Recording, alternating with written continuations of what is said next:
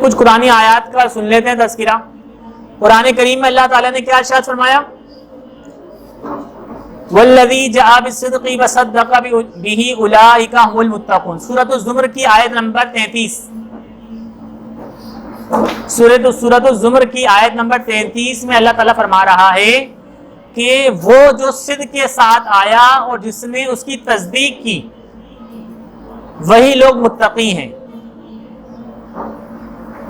اس آیت کی تفسیر اگر مولا علی بیان فرماتے ہیں تو کیا ہوگا؟ اس آیت کی تفسیر اگر مولا علی سے سن لی جائے تو کیا مزے کو مزہ آ جائے گا نا، کہ بھئی اس آیت میں اللہ تعالیٰ فرما رہا ہے کہ بھئی وہ صدق کے ساتھ آیا، وہ سچائی کے ساتھ آیا۔ صدق کہتے ہیں سچائی، وہ صدق کے ساتھ آیا اور جس نے اس کی تصدیق کی وہی لوگ متقی ہیں۔ تو بھئی اس میں سچائی کے ساتھ آنے والا کون تھا؟ جس نے اس کی تصدیق کرنے والا کون تھا؟ اور جو تصدیق کرنے والے ہیں وہ متقی لوگ ہیں، تو یہ کس طرح کے متقی لوگ ہیں؟ ساری چیزیں پتہ ہونی چاہیے نا، یہی تو اس آیت کی تفسیر معلوم ہوگی۔ تو مولا علی سے اس کی تفسیر سن لیتے ہیں۔ تفسیر ابن جریر کے اندر حدیث مبارکہ موجود ہے کہ حضرت علی المرتضیٰ شیر خدا کرم اللہ تعالی وجہہ الکریم فرماتے ہیں کہ اس آیت میں صدق سے آنے والے سے مراد نبی کریم صلی اللہ تعالی علیہ وسلم ہے۔ سچائی کے ساتھ آنے والے کون ہیں؟ ہمارے پیارے آقا صلی اللہ تعالی علیہ وسلم۔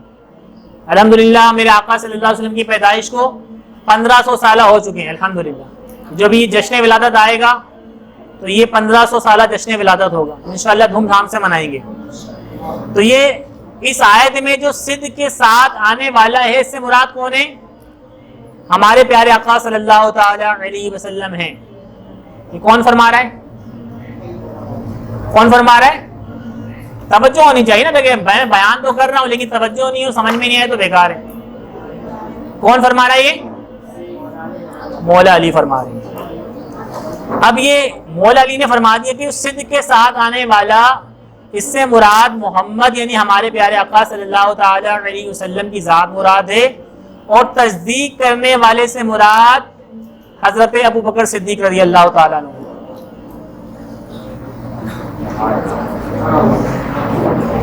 قرآن کی تفسیر وہ بھی مولا علی بیان فرما دیں تو پھر نور علی نور ہو جاتا ہے کہ قرآن تو ہے ہدایت۔ قرآن کیا ہے؟ ہدایت ہے۔ آقا صلی اللہ تعالی علیہ وسلم نے فرمایا میں تم میں دو چیزیں چھوڑے جا رہا ہوں، اگر ان کو مضبوطی سے تھام لو تو کبھی گمراہ نہیں ہوگے۔ ایک تو قرآن ہے، دوسرے میرے اہل بیت۔ قرآن ہے اور اہل بیت ہے، قرآن کی آیت ہے اور قرآن کی تفسیر کرنے والے اہل بیت ہیں۔ تو مولا علی کیا فرما رہے ہیں کہ تم میں جو تصدیق کرنے والا ہے، اس تصدیق کرنے والے سے مراد کون ہے؟ حضرت ابو بکر صدیق رضی اللہ تعالیٰ عنہ۔ حضرت ابو ہریرہ رضی اللہ تعالیٰ عنہ کی حدیث مبارکہ میں آپ کے سامنے پیش کرتا ہوں۔ مسند ابی اعلیٰ کی حدیث مبارکہ ہے۔ حدیث کی بہت ساری کتابیں ہوتی ہیں، صرف بخاری، مسلم، سنن نسائی، سنن ماجہ، یہ سب یہ بھی ہیں، لیکن صرف یہی نہیں، یہ بھی ہیں، اس کے علاوہ بھی بہت ساری حدیث کی کتابیں۔ حضرت سیدنا ابو ہریرہ رضی اللہ تعالیٰ عنہ روایت کرتے ہیں کہ نبی کریم صلی اللہ تعالی علیہ وسلم نے فرمایا مجھے آسمان پر لے جایا گیا، میں جس آسمان سے بھی گزرا ہر آسمان پر اپنا نام میں نے لکھا ہوا دیکھا، ہر آسمان پر میرا نام محمد رسول اللہ لکھا ہوا ہے، اور میں نے اپنے نام کے پیچھے ابو بکر صدیق رضی اللہ تعالیٰ عنہ کا نام بھی لکھا ہوا پایا۔ نبی کریم صلی اللہ تعالی علیہ وسلم خود بیان فرما رہے ہیں۔ اسی طریقے سے حضرت ایک مرتبہ نبی کریم صلی اللہ تعالی علیہ وسلم نے لوگوں کو خطاب فرمایا، خطبہ دیا، ٹھیک ہے، اور خطبہ دینے کے بعد آپ متوجہ ہوئے تو ابو بکر نظر نہیں آئے۔ حضرت ابو بکر صدیق رضی اللہ تعالیٰ عنہ مجمع میں نظر نہیں آئے، تو نبی کریم صلی اللہ تعالی وسلم نے فرمایا، آواز دی ابو بکر ابو بکر، تو نبی کریم صلی اللہ تعالی علیہ وسلم کی آواز سن کر حضرت ابو بکر صدیق جو ہے وہ متوجہ ہو گئے۔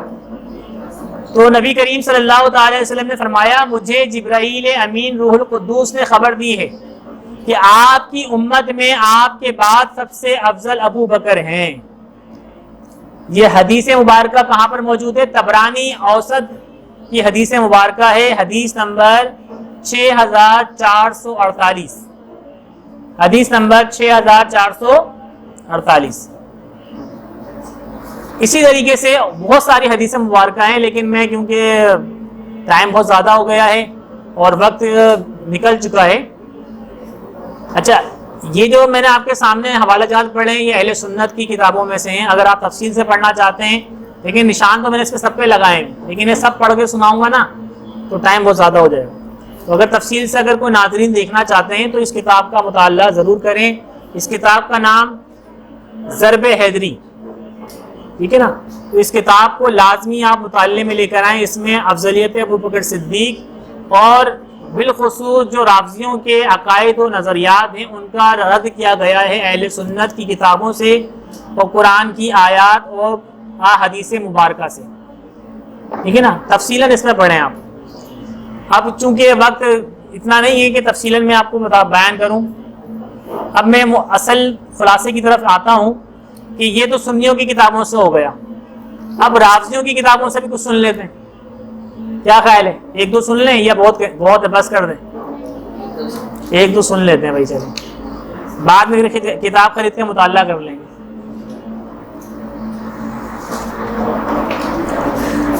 اچھا، اب میں آپ کو جو ہے آپ کے سامنے جو پڑھ کے سنانے والا ہوں یہ ہے رافضیوں کی کتابیں ہیں اور اس کتاب کا نام ہے رجال کشی۔ کیا نام ہے؟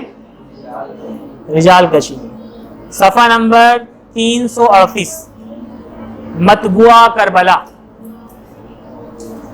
کربلا شریف کا ذکر بھی آ گیا بھائی۔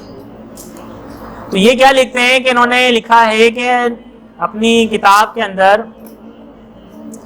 کہ سفیان ثوری فرماتے ہیں کہ میں نے دیکھا کہ حضرت علی ممبر پہ بیٹھے ہیں، کوفے کے اندر ممبر پہ بیٹھے ہوئے ہیں، اور وہ فرما رہے تھے کہ میرے پاس کوئی ایسا آدمی آئے جو مجھے ابو بکر اور عمر پہ فضیلت دیتا ہو تو میں اس کو ضرور درے لگاؤں گا۔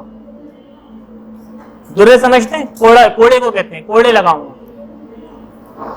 اور اسی طریقے سے ایک اور حدیث ہے انہی کی کتابوں میں لکھی ہوئی ہے کہ حضرت علی نے فرمایا جو شخص حضرت ابو بکر اور عمر کو گالیاں دے گا تو میرے نزدیک اس کی توبہ بھی قبول نہیں ہوگی۔ تو یہ دو حدیثیں میں نے آپ کو اختصار کے ساتھ مختصراً سنائی ہے، اس دونوں حدیث کو سمجھنے کے لیے کافی ہے کہ مولا علی خود فرما رہے ہیں کہ جو مجھے ان پر فضیلت دے گا تو میں اسے کیا کروں گا؟ کوڑے ماروں گا۔ تو اس کا کیا مطلب ہوا کہ مولا علی بھی جانتے ہیں کہ مجھ سے افضل کون ہے؟ حضرت ابو بکر، حضرت عمر۔ اچھا، یہ اہل سنت کی کتابوں میں بھی یہ حدیث الحمدللہ لکھی ہوئی ہے۔ یہ آپ اس کتاب کے اوپر سب سے پہلے دیکھیں، یہ حدیث ہی لکھی ہوئی ہے، فرمان سیدنا علی المرتضی لا اجد احدا افضلنی علی ابی بکر و عمر الا جلدہ، جس کے پاس میں جسے پاؤں گا کہ مجھے ابو بکر سے یا عمر سے افضل کہتا ہے تو اس الزام تراشی کی سزا کے طور پر اسے 80 کوڑے ماروں گا۔ تو یہ اہل سنت کے نزدیک بھی یہ حدیث ہے، یہ حضرت علی کا فرمان موجود ہے۔ تو یہ بہرحال مختصراً یہ ساری چیزیں تھیں